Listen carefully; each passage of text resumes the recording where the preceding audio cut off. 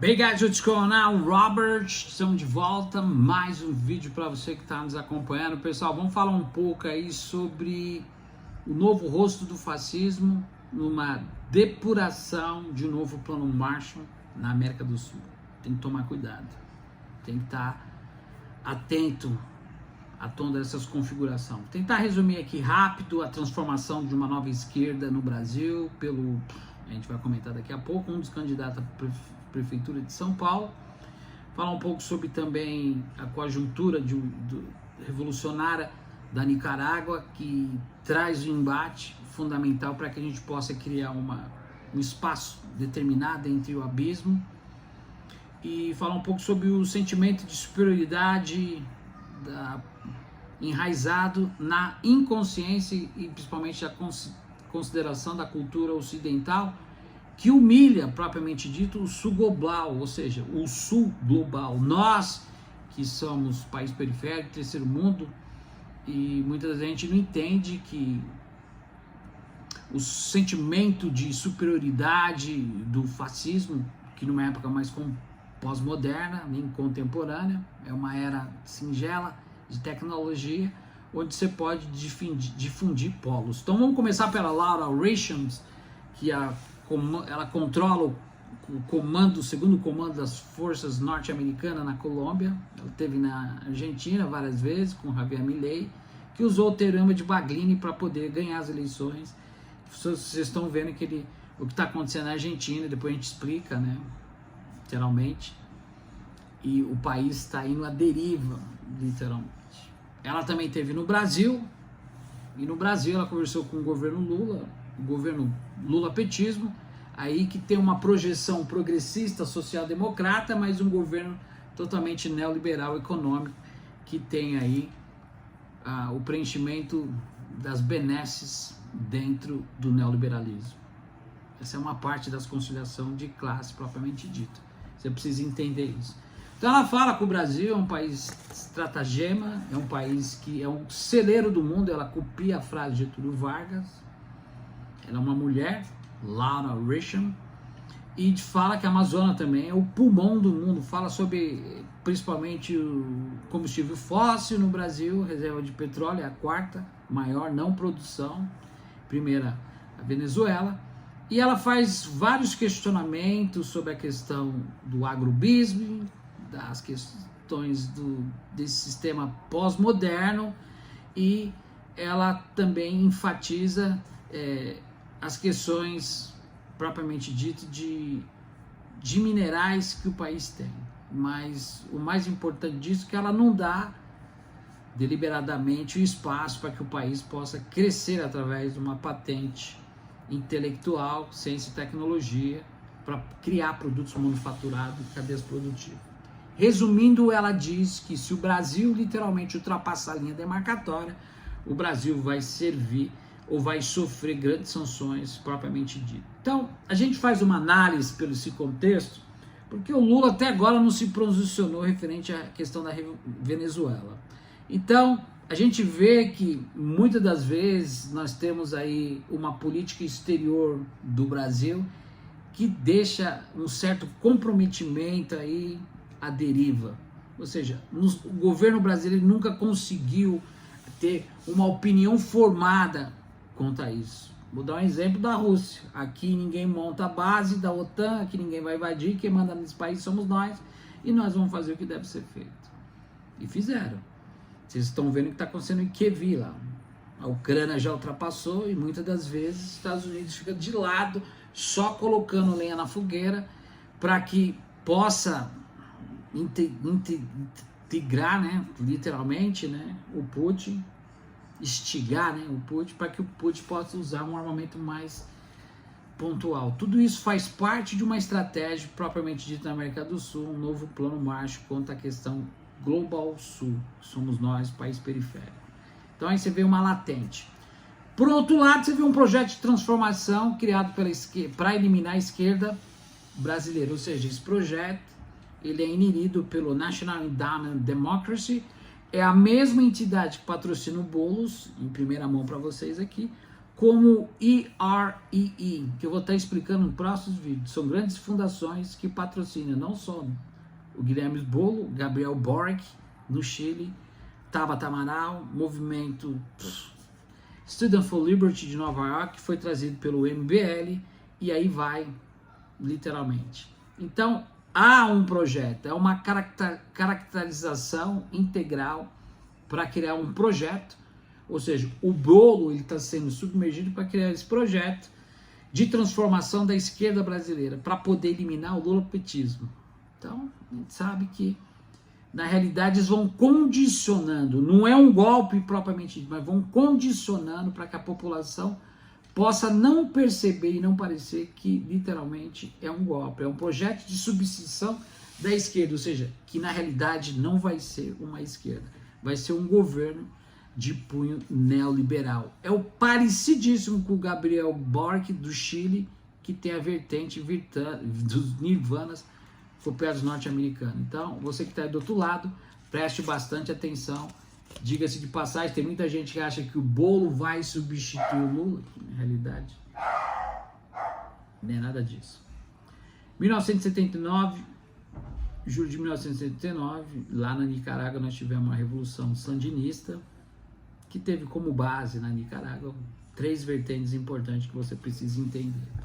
Por que eu estou falando isso? Porque existe uma configuração no sul global, ou seja, em país periférico, nós, brasileiros, para nos condicionar a um plano determinado para uma reconstrução de um plano Marshall através de teoria de dominação em todos os aspectos, propriamente dito. Só que na época sandinista, em 1979, na Nicarágua, dinheiro, aliás, essa revolução foi patrocinada pelos Estados Unidos. Tinha 3 coisas importantes que eles tentaram desconfigurar para sair fora e conseguiram: economia mista, pluralismo político e principalmente o não alinhamento ao imperialismo.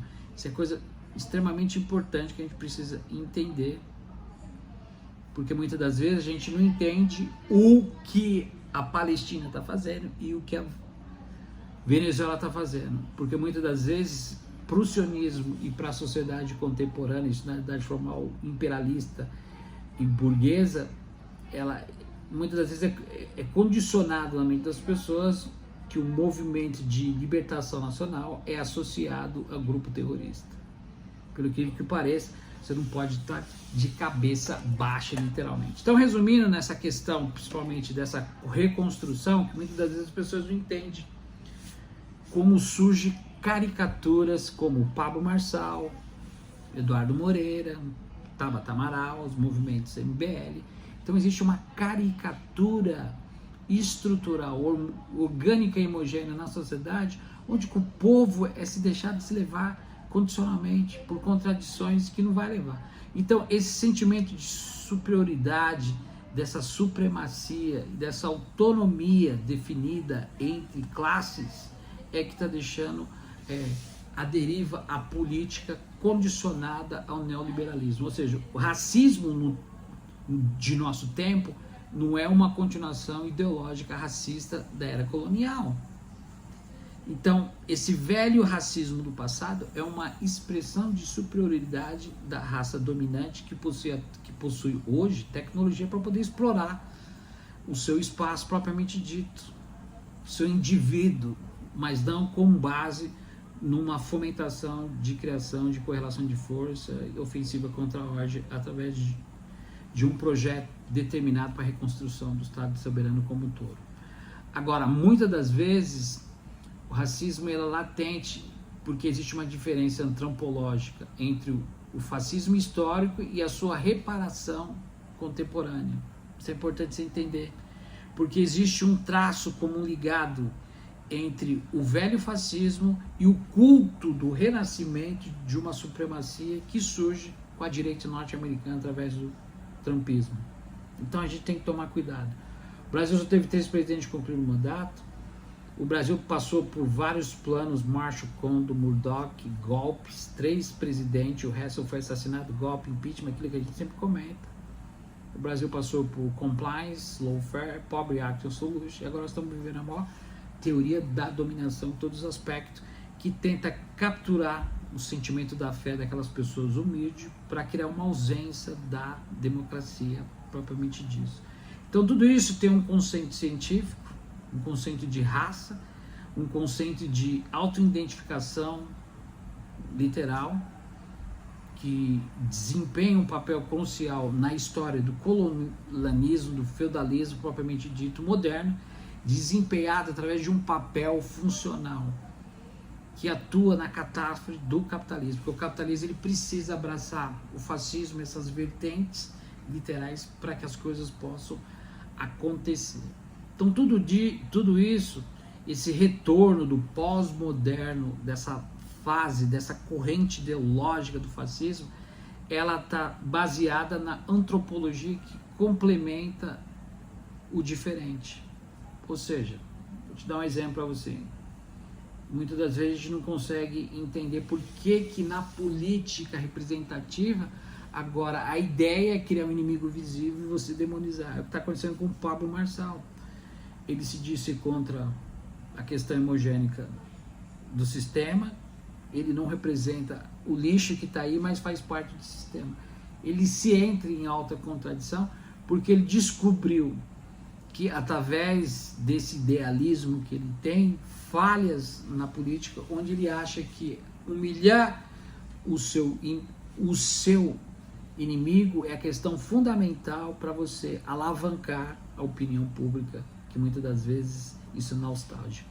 Então a gente precisa prestar bastante atenção que na vida social ela foi pulverizada dentro desse espaço metropolitano pós-político e está sendo deteriorado, porque é aquilo que Emin Balbé fala, um africano negro de Camarões, que fala sobre a questão da necropolítica e do necroestado, ou seja, do esgotamento do Estado soberano como um todo. São coisas fundamentais que nós estamos vivenciando num país periférico, onde muitas das vezes as pessoas brigam por liberdade abrasada sobre nós e não entendem literalmente que o país nunca foi independente. Então eu vou terminar fazendo uma análise rápida e você ouvir várias vezes esse vídeo, você vai entender que a realidade percebida é o reconhecimento. Então a classe trabalhadora, propriamente dito, não tem esse poder instituído, meu irmão.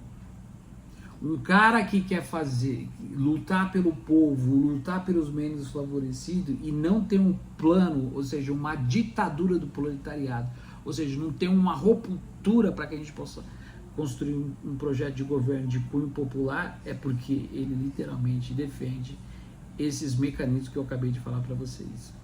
E muitas das vezes os trabalhadores, a classe trabalhadora, não conseguem enxergar, porque eles estão desidentificados através dessa humilhação em todos os aspectos. Então, para a gente terminar, no Manifesto Futurista de 1909, existiu uma parte fundamental do fascismo histórico, que foi a expressão de um sentimento verdadeiro de pertencer, ou seja, de ser algo acima daquilo que, propriamente dito, aqueles que estariam abaixo não poderiam reconstruir.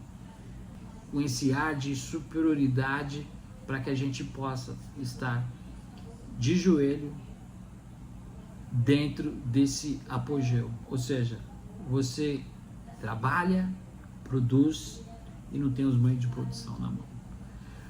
O fascismo não foi vencido nas urnas. A gente precisa entender. E para que isso possa ser vencido, nós possamos entender que nada no Brasil vai acontecer por via democrática. E principalmente através de voto e eleição. Um grande abraço, a gente vê no próximo vídeo. Até mais.